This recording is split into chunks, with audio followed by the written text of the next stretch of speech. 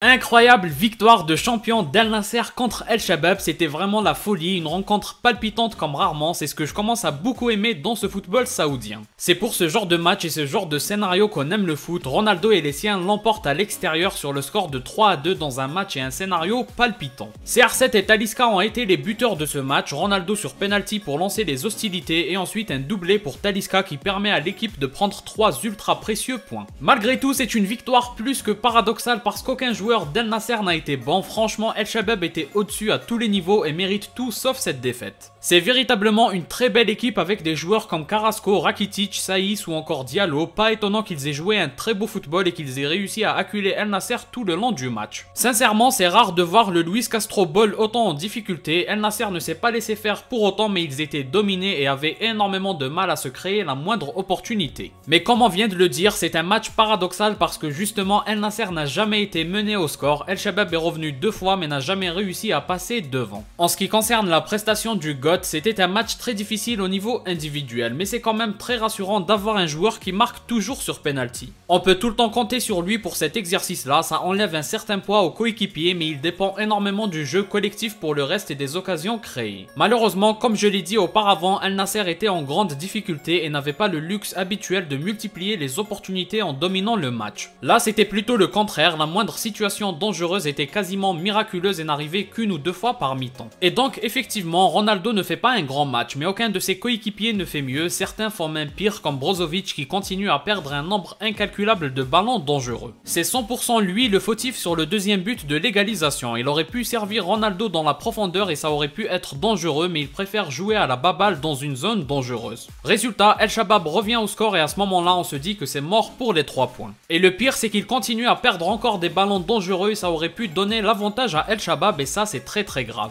La preuve, Luis Castro décide quand même de le sortir même quand il y avait 2-2 au tableau d'affichage. Mais il n'est pas le seul à être passé à côté, Talisca aussi fait un match scandaleux, dès qu'il a le ballon il joue son action tout seul de son côté et cherche toujours la frappe, mais là encore c'est paradoxal puisqu'il met un doublé hyper important. Son premier but est grandement dû à la mauvaise parade du gardien mais il est pragmatique sur le but de la victoire avec un pointu. Pour le coup, le gardien ne pouvait pas faire grand chose, mais on doit surtout remonter à ce que fait Al Khaibari, ce joueur m'intrigue au plus haut point. C'est la définition du joueur qui est capable de tout et de rien, il est l'auteur d'une performance désastreuse mais parfois il a des moments de génie, tout comme sur ce but où il se débarrasse de son vis-à-vis et donne une merveille de passe décisive à Talisca. Franchement, on ne comprend rien avec ce joueur. Sans oublier Otavio qui ne réalise pas non plus une grande performance et lui aussi est sorti très tôt dans le match et comme je l'ai dit, l'ensemble de l'équipe a été en dessous. Laporte fait quand même le taf mais avec un bémol, même si c'est injuste, il cause quand même le penalty de la première égalisation. Il faut aussi dire que Carrasco s'est souvent retrouvé en situation de face à face, donc la défense était en très grande difficulté également. Il y a le gardien hilarant Walid qui boxe tous les ballons comme si c'était un amateur mais qui a fait un bon job quand même. Après il ne dégage aucune sérénité et fait parfois des erreurs flagrantes. J'ai envie d'être positif à son égard mais à force de donner des corners gratuits ou ne pas garder le ballon, ça donne la chance à l'adversaire de continuer à pousser. Il y a aussi le cas de Sadio Mané qui enchaîne les mauvaises prestations, certes il provoque un penalty mais lui aussi perd trop de ballons et fait trop peu de différence. Tout comme Talisca d'ailleurs, mais de toute façon concernant ces deux-là, je trouve qu'il y a un souci de compatibilité tactique. Si on analyse bien leur style de joueur, les deux ne sont pas de vrais ailiers qui font des différences, c'est plutôt des profils qui peuvent accompagner un buteur. Un 4-4-2 serait bien plus adapté mais ça joue en 4-3-3. C'est un choix qui est clairement fait pour les faire jouer tous les deux, mais en même temps on peut aussi se dire qu'aucun remplaçant n'est à la hauteur de leur niveau même dans un mauvais positionnement. Enfin bref, collectivement c'était vraiment pas fou parce que individuellement les joueurs n'ont pas été à la hauteur tout simplement. Mais globalement on ne peut qu'être positif et être heureux parce que ça reste le genre de victoire qui donne le sourire, c'est pas du tout mérité mais il en faut pour le moral, ça donne vraiment de l'optimisme pour le titre de champion, d'autant plus qu'aucune erreur n'est permise face à El Hilal qui ne lâche pas le moindre point depuis des mois. On espère que cette victoire miraculeuse va représenter un basculement dans cette course au titre dans la ligue saoudienne. Il faut quand même constater qu'Al Nasser semble quand même bien moins fort qu'avec Fofana mais c'est normal, c'est aussi inquiétant comme prestation mais si la chance sourit même dans la difficulté, il y a une forme d'invincibilité qui va s'installer dans cette équipe.